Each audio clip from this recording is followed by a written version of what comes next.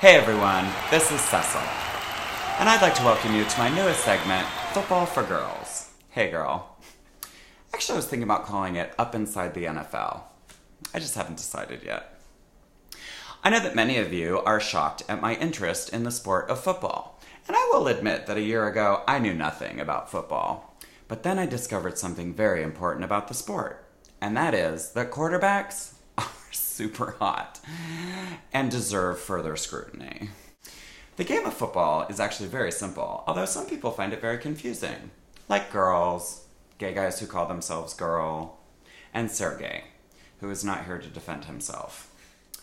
Now the game of football is very simple. Basically you just have to move the ball 10 yards, and you have 4 chances to do it. These are called downs. Now I know that moving 10 yards doesn't sound very difficult, but when you have 11 guys who are trying to pile on top of you and pin you to the ground... I'm sorry, what was I talking about? Okay. Now, if you make your 10 yards by your fourth down, then you get 4 more downs to do it all over again.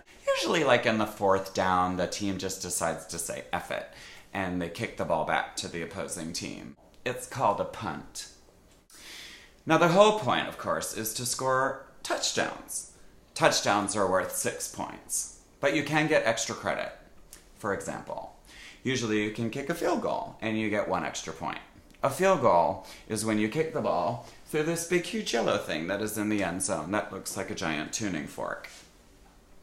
Or you can get what's called a 2-point conversion. That's basically where you just kind of set up and redo a touchdown, like all over again. This doesn't happen very often because the results aren't usually favorable. Let's just put it this way. I've seen more successful conversions coming out of Exodus International.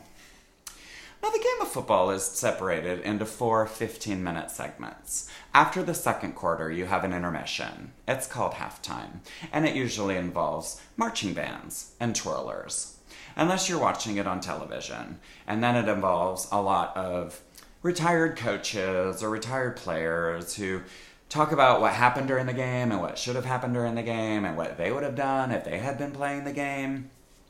It's kind of like when a bunch of musical theater people get on Facebook during a live performance of The Sound of Music and talk about what an amazing singer Carrie Underwood is, but what a dreadful actress she is. I'm glad that I could inform you and enlighten you a little bit about the sport of football, considering that the Super Bowl is like on Sunday. So thanks for joining us here at Football for Girls. Bye now.